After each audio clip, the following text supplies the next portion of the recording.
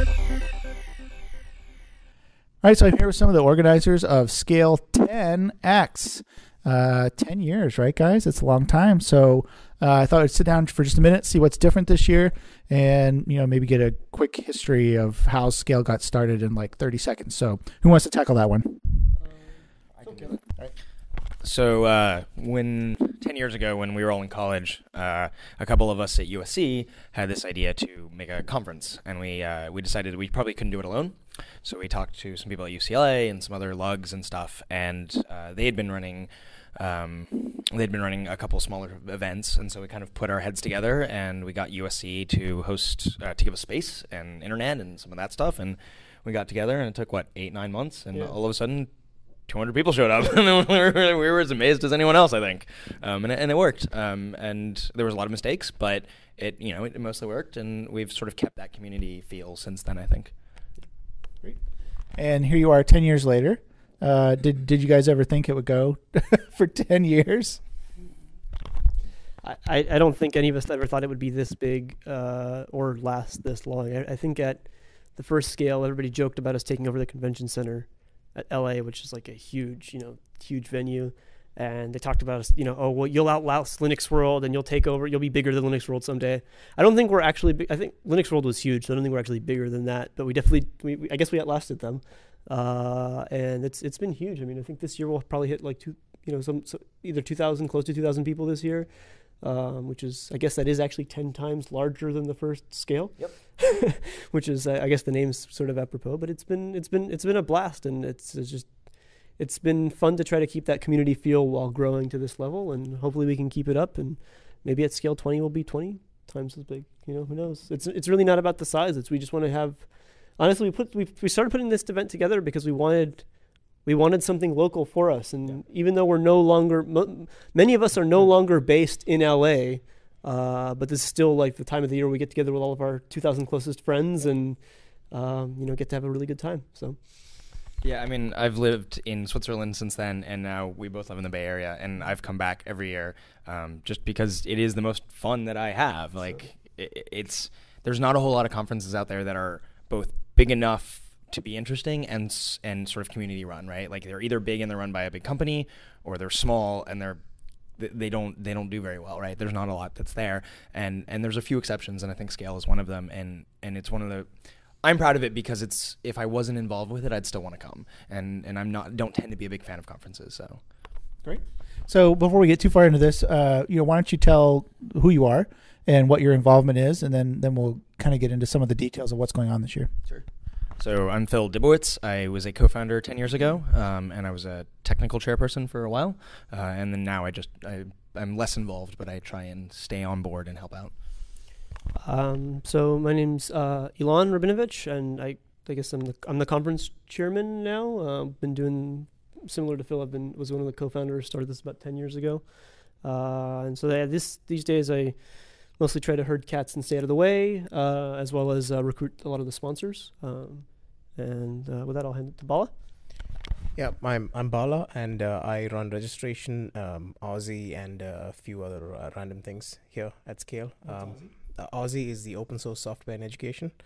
I'm also the volunteer coordinator here. I've been at SCaLE right from the beginning, and yeah. So what's different this year at SCaLE 10X? So luckily the hotel's not different. We've gotten this is our second year here, so it's nice to have a place where you've sort of been through the ringer at least once, because you get to know the ins and outs of the venue. What's different this year? We've traded the SCaLE. We used to have a SCaLE party every year that was really we decided that it wasn't really a good fit for the SCaLE audience to have just a party. So we decided instead to make it a game night. So we're doing things like board games, and we've brought in laser tag for attendees that want to play laser tag. And Zareason brought in a lot of their Linux PCs, and we're going to do a LAN party. And so that's going to be a lot of great fun. That's tonight in the evening, and hopefully we'll have some pictures and video of that up for people to watch afterwards. And that's a really great time. And then this year we added a kernel track. We decided to go back to our roots. Some of our first speakers at SCaLE were kernel speakers, and whenever we manage to get them, they're always some of the most popular talks, even though a lot of our attendees aren't kernel developers. So we decided to give that a full day. And then the other big news is we added a kids event this year. And so we're finding that the kids... SCaLE's always been a family event where people tend to bring their kids to enjoy the show. And so we thought this was a good opportunity to get, the next generation of kids involved with SCaLE. Although I keep saying kids, and we've actually been asked by them to not refer to them as kids. Early in the planning process, we had called the event SCaLE Kids, and the folks that were involved with it basically said, "We're not kids, we're youth."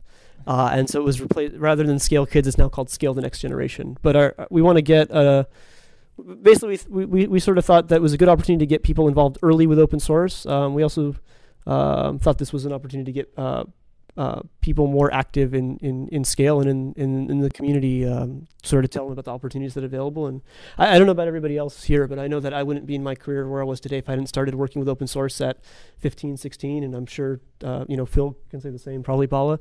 And so hopefully we're offering those opportunities for another generation. So great. So I know I had a chance to go through the expo floor, and there's a lot of great exhibitors down there, both corporate exhibitors and community exhibitors as well. People doing hacker spaces and all kinds of stuff. It's a real good mix of different kinds of things, which is really interesting. A lot different than what I think of as how open source conferences started.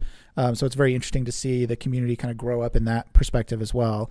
But then also we had some pretty good keynote speakers as well. So does somebody want to take keynote speakers and tell everybody who they were? Because I'm going to have interviews with them on this episode. There'll be one. Oh, okay. I guess that's me again. So this morning we had Greg DeKonzingberg. I always get his name wrong. Greg. It's Greg. Greg, yeah. He's with Eucalyptus, and so what he talked about was the cloud, the cloud, and how we need to be a little bit. We need to take back control of our infrastructure and our APIs, and he sort of likened it to Microsoft about a decade ago, where they managed to sort of do a land grab on the operating system and API space.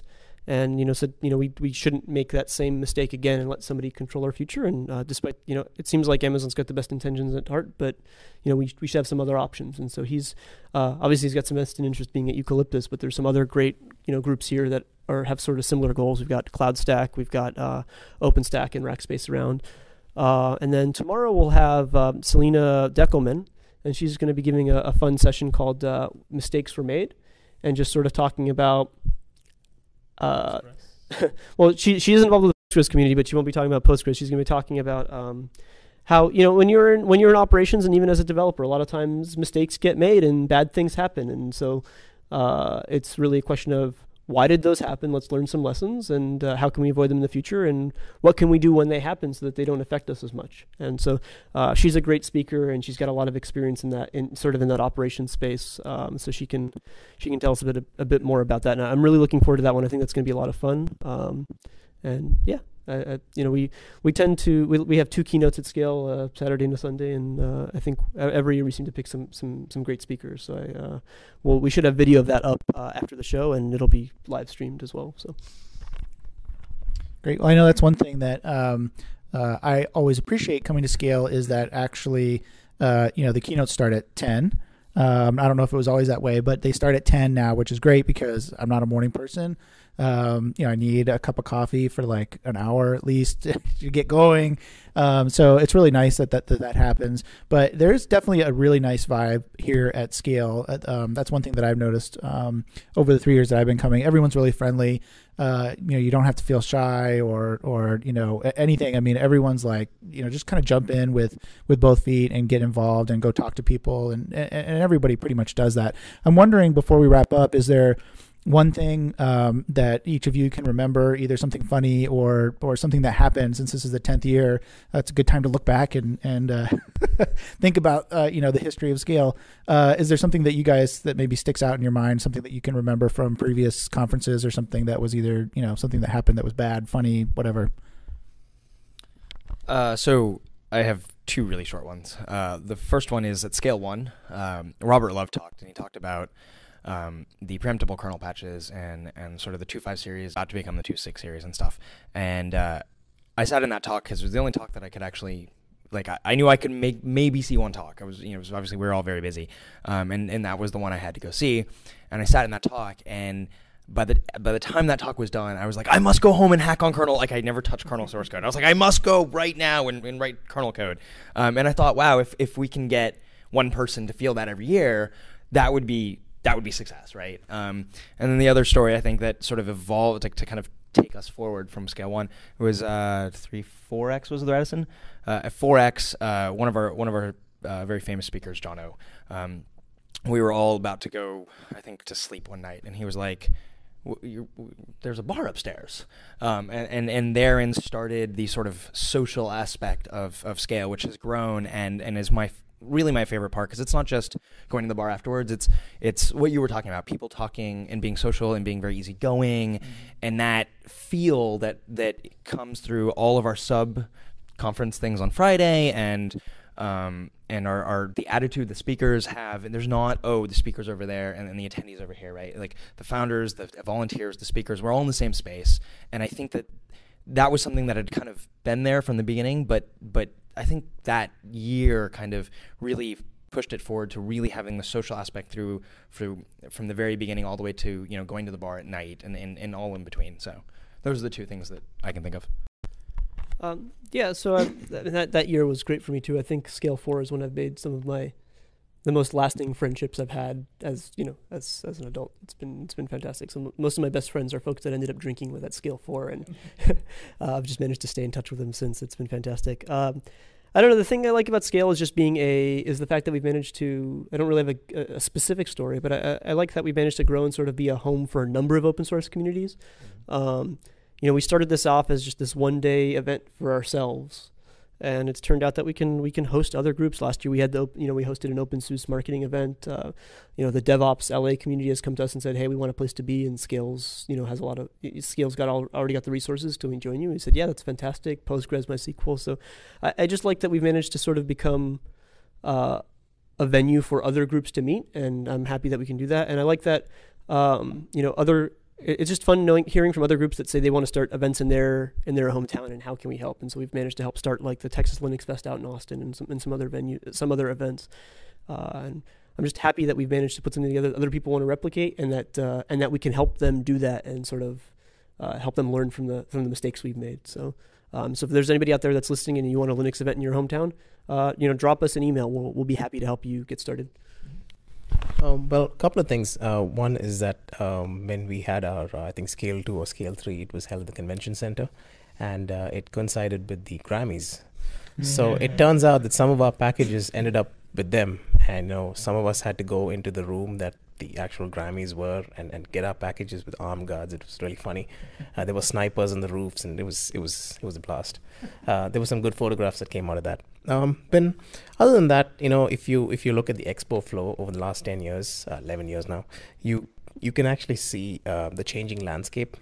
Some projects they start slow, they have a high and they go down, and some projects they've been going up all the way. So you can sort of get a good pulse of the industry, of the open source community, everything, by just going to that expo flow over time, and you can actually feel it. The third thing that one of the things that we've really contributed is our registration. It's a completely open source software.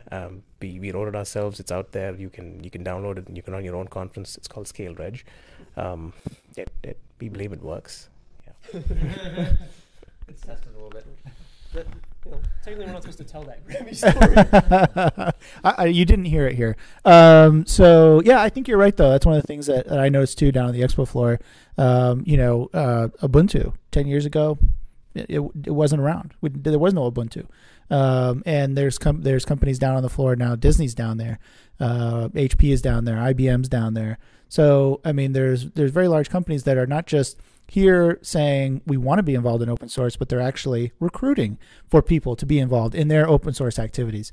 So I think that's kind of neat that there's that history. You can look back and see how it's changed over the years. I think it's great. So anyway, we got to run. It's been great talking to you guys. Thanks for taking the time, and look forward to SCaLE 11. Thank you. All right. Bye.